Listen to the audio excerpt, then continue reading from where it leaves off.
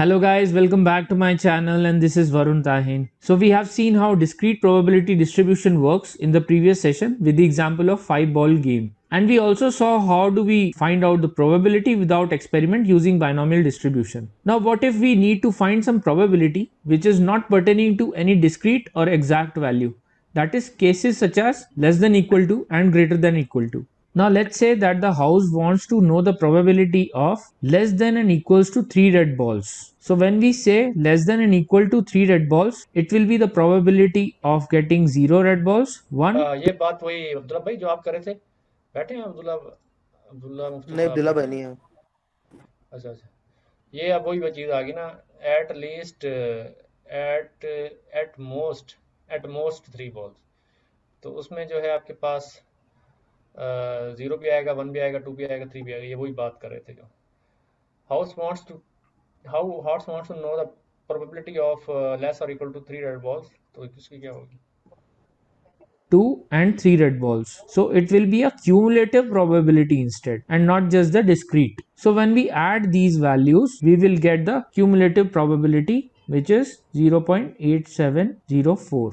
So we can write the general formula for this cumulative probability distribution. So it will be f of x, which will be the probability of having x which is less than equals to x. Now the examples of this can be seen. Let's say that the x value is 1. So the probability of x less than equals to 1 will become probability of x is equals to 0 plus probability of x is equals to 1. Similarly, for x is equals to 2, we can write probability of x less than equals to 2, which is probability of x equals to 0 plus probability of x equals to 1 plus probability of x is equals to 2. Now this can be generalized further. So we'll assume x as n. So probability of x is less than equals to n, where n is greater than 0. So which will be probability of x is equals to 0 plus till probability of x is equals to n. So now that we understand how cumulative probability distribution works, let's solve some problems using it. So let's say that we have some cumulative probability for the weights of the employees in a company. Now guys, remember that these are cumulative probabilities and not the discrete ones as we have seen previously. So the starting one is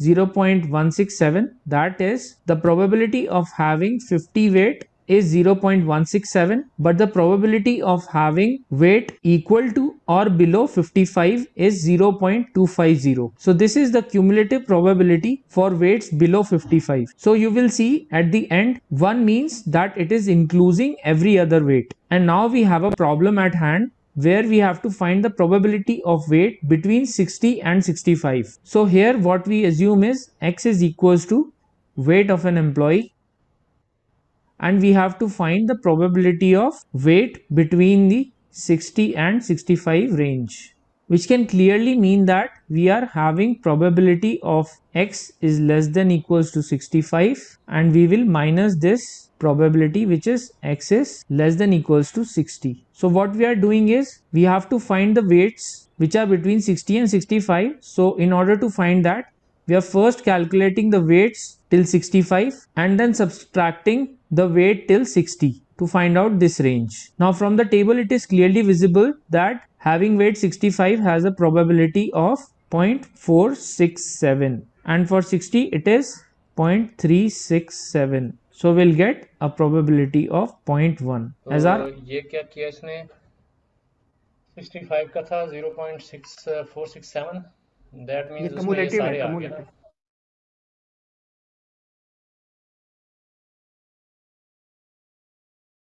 60 है तो ये यहाँ ये आ गए, इसमें ये सारे आ जाते हैं।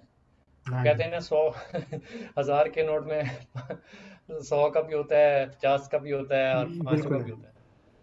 और आपके 500 के नोट में जो है वो सिर्फ जो है 50 का होगा और 100 का होगा। तो आप क्या करेंगे, उसमें से इसमें से बड़े वाले में से ये छोटा माइनस कर दिया तो ये आ गया answer. So now that we have learned what continuous probability distribution means, it's time to learn probability density function. So probability density function is a function whose value at any given sample in the sample space can be interpreted as providing a relative likelihood that the value of a random variable would equal that sample. In other words, the probability density function is used to specify the probability of a random variable falling within a particular range of values, as opposed to taking any one value. So we'll just mention it here that this will be the probability of random variable falling within a range. So for this purpose only we have learned continuous probability distribution that we will be using in here. So this is nothing but a curve. We will look into this in more detail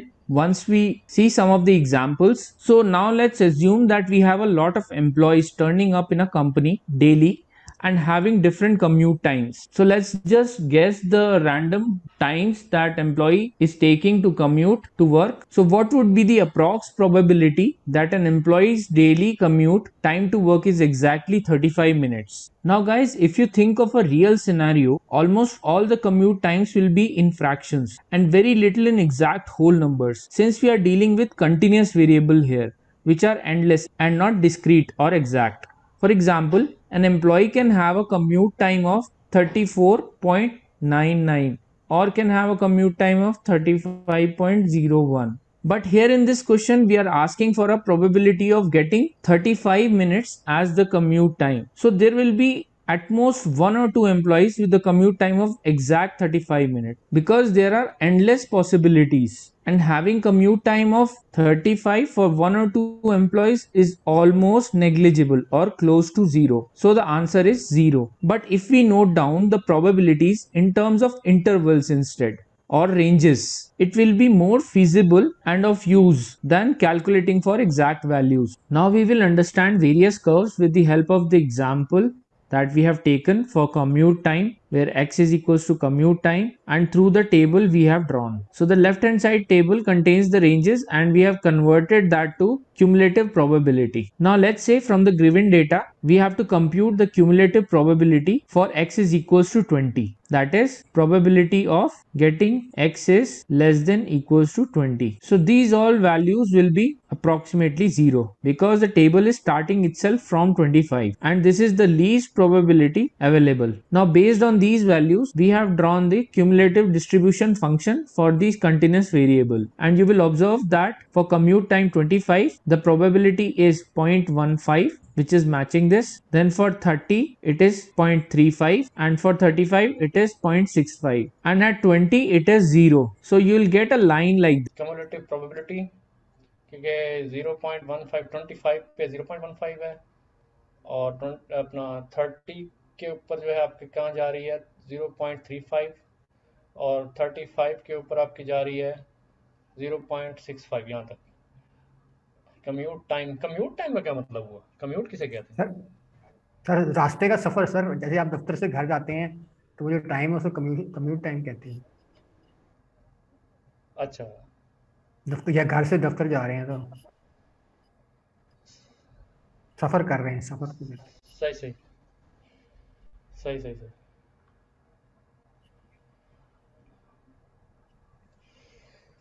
ठीक है। ये हो गया।